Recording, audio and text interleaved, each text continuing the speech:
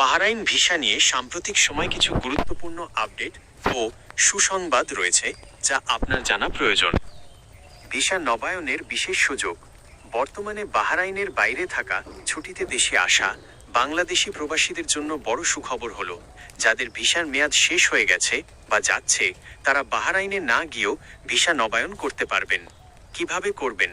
আপনার পরিচিত কেউ বা আত্মীয় যদি বাহরাইনে থাকে তবে তাকে দিয়ে LMRA labour market regulatory authority registration সেন্টারে প্রয়োজনীয় কাগজপত্র জমা দিয়ে ভিসা রিনিউ করানো সম্ভব। কোম্পানি বা সিআর ভিসা আপনার স্পন্সর বা আরবাবের সাথে যোগাযোগ করে ভিসার মেয়াদ শেষ হওয়ার অন্তত 2 সপ্তাহ আগেই নবায়নের আবেদন করতে বলা হয়েছে। 2. নতুন ভিসা চালুর প্রক্রিয়া।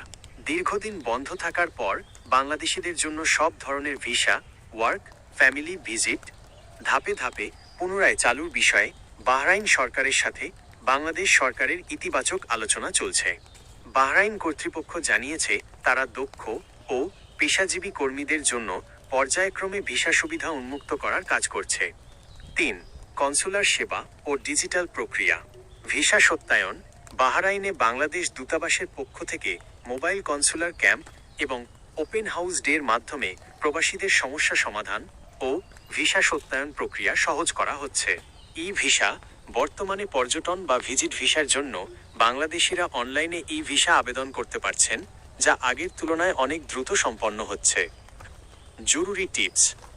ভিসা সংক্রান্ত যে কোনো জটিলতায় বা জরুরি প্রয়োজনে বাহরাইনে অবস্থিত বাংলাদেশ দূতাবাসের হটলাইন নম্বরে 97333375155 যোগাযোগ করতে পারেন।